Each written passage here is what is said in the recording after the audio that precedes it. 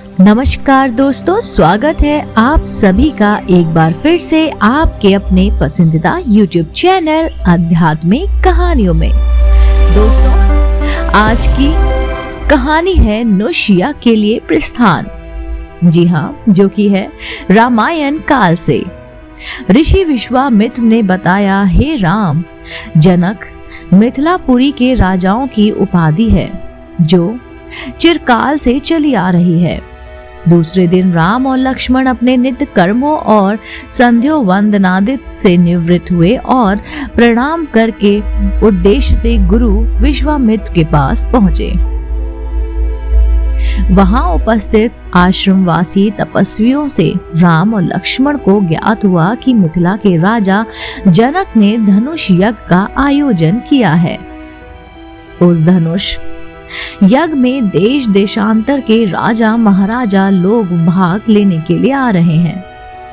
रामचंद्र ने गुरु विश्वामित्र से पूछा, गुरुदेव, इस धनुष की क्या विशेषता है और इस यज्ञ का आयोजन का क्या उद्देश्य है? ऋषि विश्वामित्र ने बताया, हे राम, जनक मिथिलापुरी के राजाओं की उपाधि है जो चिराग काल से चली आ रही है। प्राचीन काल में किसी समय देवरात नामक पूर्व पुरुष ने बड़ी ही निष्ठा और श्रद्धा के साथ यज्ञ किया था, जिसमें उसने देवताओं को भी आमंत्रित किया था। देवताओं के देवरात के इस यज्ञ से प्रसन्न होकर उसे पिनाक नाम का धनुष प्रदान किया। ये धनुष अत्यंत सुंदर, भव्य और गरिमामय है और साथ ही साथ ये बहुत भारी और शक्तिशाली भी है। बड़े बड़े बलवान, पराक्रमी और रणकुशल योद्धा तक शूरवीर इस पर प्रत्यर्चा चढ़ाना तो दूर उसे उठा भी नहीं सकते।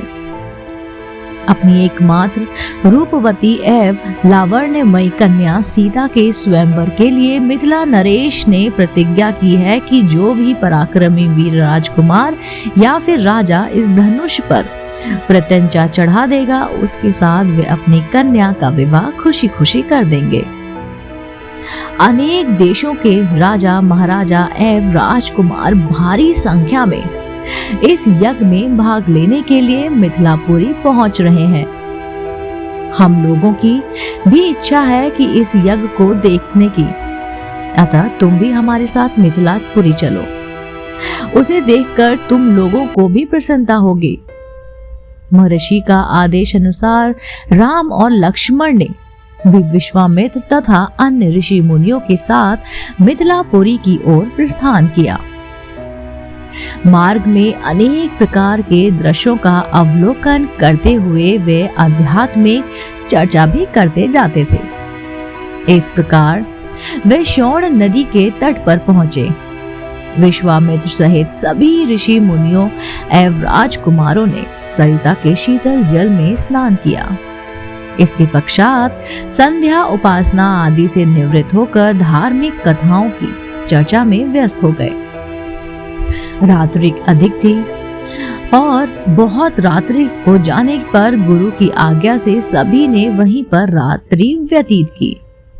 प्रातः नित्य कर्मों तथा संध्या वंदनी से निवृत्त होने के पश्चात यह मंडली आगे की ओर बढ़ी। वे परम पावन गंगा नदी के तट पर पहुंचे। उस समय मध्य नवा होने के कारण भगवान भास्कर आकाश के मध्य में पहुंच चुके थे और गंगा का दृश्य अत्यंत मनोरम दिखाई दे रहा था। अटखेलियां करती हुई लहरों से सूर्य के अनेकों प्रतिबिंब दिखाई दे रहे थे। जल में कौतुकीमयी मछलियां क्रीड़ा कर रही थी और नभ में सारसा, हंस जैसे पक्षी अपनी मीठी बोली के बोल बोल रहे थे। दूर दूर तक सुनहरे रेत के कण बिखरे पड़े हुए थे और तटवर्ती वृक्षों की अनुपम शोभा दृष्टिगत हो रही थी। राम इस दृश्य को अपलक दृष्टि से देख रहे थे। उन्हें देखकर विश्वामित्र ने पूछा, वत्स, इतना भाव विभोर होकर तुम क्या देख रहे हो? राम ने कहा, गुरुदेव, मैं सुरसरी की इस अद्भुत छटा को देख रहा हूँ। इस परम पावन सिलीला से दर्शन मात्र से मेरे हृदय को अपूर्व शांति मिल रही है। भगवान, मैं आपके श्रीमुख से यह सुनना चाहता हूँ कि इस लशुणहरणी पवित्र गंगा की उत्पत्ति कैसे हुई। राम का प्रश्न सुनकर ऋषि विश्वामित्र बोले, हे राम, अनेक प्रकार के कष्टों और पापों का निवारण करने वाली गंगा की कथा अत्यंत मनोरंजक तथा रोचक है। मैं तुम सभी को यह कथा सुनाता हूँ, इसे ध्यान से सुनो। ऋषि विश्वामित्र ने इस प्रकार कथा सुनाना आरंभ किया। पर्वतराज हिमालय की अत्यंत रूपवती, लावण्यमयी एवं सर्वगुण संपन्न 2 कन्याएं थीं। इन कन्याओं की माता सुमेरु पर्वत की पुत्री मैना थी। बड़ी कन्या का नाम गंगा तथा छोटी कन्या का नाम उमा था। गंगा अत्यंत प्रभावशाली और साधारण देवी गुणों से संपन्न थी। वह किसी बंधन को स्वीकार ना कर मनमाने मार्गों का अनुसरण करती थी। उसकी इस असाधारण प्रतिभा से प्रभावित होकर देवता लोग विश्व के कल्याण की दृष्टि से उसे हिमालय से मांग कर ले गए। पर्वतराज की दूसरी कन्या उमा बड़ी ही तपस्विनी थी। उसने कठोर एवं असाधारण तपस्या करके शिव जी को वर के रूप में प्राप्त किया। विश्वामित्र के इतना कहने पर राम ने कहा, हे भगवान, जब गंगा को देवता लोग सुरलोक ले गए तो वह पृथ्वी पर कैसे अवतरित हुई और गंगा को त्रिथपा यानी कि त्रिपथगा क्यों कहा जाता है। राम के इस प्रश्न का उत्तर देते हुए ऋषि विश्वामित्र ने कहा, सुरलोक में विचरण करती हुई गंगा से उमा की भेंट हुई। गंगा ने उमा से कहा कि मुझे सुरलोक में विचरण करते हुए बहुत दिन हो गए हैं।